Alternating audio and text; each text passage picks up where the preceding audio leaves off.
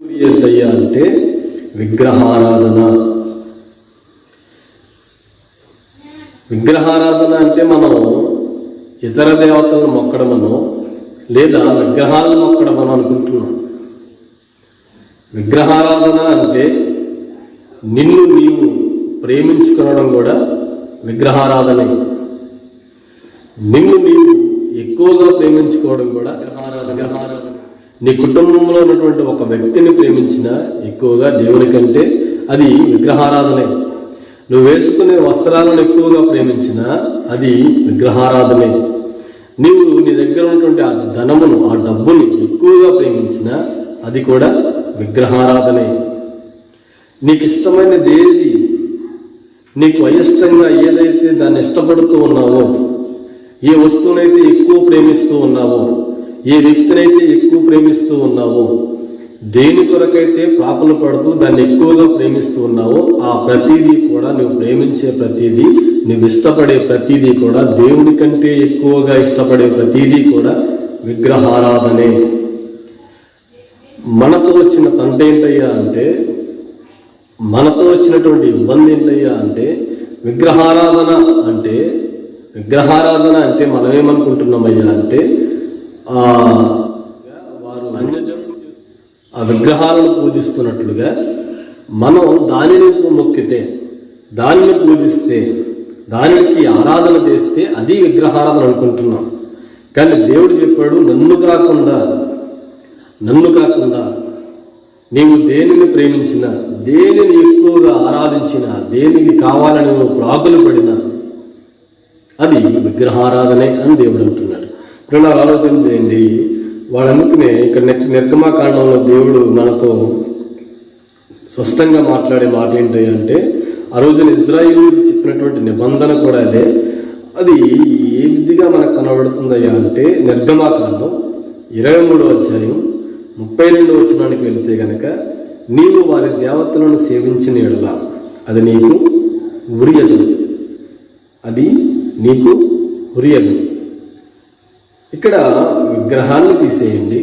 మనం దేనినైతే ప్రేమిస్తున్నామో దానికి, నీవు ధనాన్ని ప్రేమిస్తున్నావా? ఇక్కడ ఆ మాటను మనం చేర్చుకుందాం. నీవు ధనాన్ని ప్రేమిస్తూ ఉంటే అది నీకు ఉరి. నీవు వస్త్రాలను ప్రేమిస్తూ ఉంటే అది వస్త్రములు నీకు ఉరి.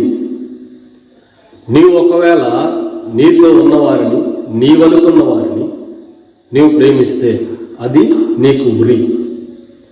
ఆ ఉరి నుండి తప్పించాలి అంటే, ఆ ఉరిలో నుండి నువ్వు విడిపించబడాలి అంటే, ఆ రోజున దేవుడు ఐగుప్తులో నుండి తన ప్రజలను విడిపించిన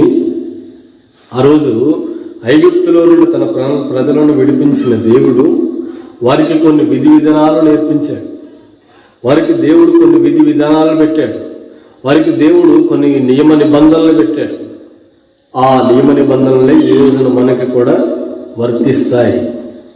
దేవుడు ఏ రీతిగా అయితే ఇజ్రాయేలు జనాంగానికి ఐగుప్తులో నుండి తీసుకుని వచ్చిన తర్వాత ఎన్ని నిబంధనలు అయితే ఇచ్చాడో, ఎన్ని విధి విధానాలు అయితే చెప్పాడో, ఎన్ని జ్ఞానయుక్తమైనటువంటి మాటలు చెప్పాడో అవి ఈ రోజున మనకి కూడా వర్తిస్తాయి. 100% మనకు వర్తిస్తాయి. ఎందుకయ్యా అంటే వారు మన పితరులు. ఇజ్రాయేలు జనాంగం మన పితరుడికి ఏదైతే చెప్పారో అది మనకు వర్తిస్తుంది. ఆలోచన చేయండి. ఈ రోజున మన తాతగారికి ఉన్నటువంటి ఆస్తి తాతగారి నుండి మన తండ్రి గారికి వస్తుంది, తండ్రి గారి నుండి మనకు వస్తుంది.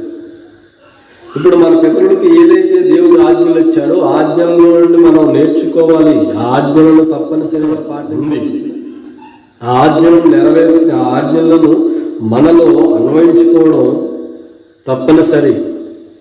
మనమేం చేస్తున్నామయ్యా అంటే, విగ్రహారాధన అంటే అన్యజనుల వైపు చూపిస్తూ ఉన్నాం. ప్రియులారా, అన్యజనుల వైపు చూపించకండి క్రైస్తవులుగా. విగ్రహారాధన అంటే విగ్రహమే కాదు, నువ్వు ప్రేమించేది ప్రతిదీ కూడా విగ్రహారాధనతో సమానం. నువ్వు ఎక్కువగా దీన్ని ప్రేమించిన విగ్రహారాధనతో సమానమే. దేవుడు అన్నాడు, ఇజ్రాయేలు జనాంగంతో హెచ్చరించాడు, నీవు ఒకవేళ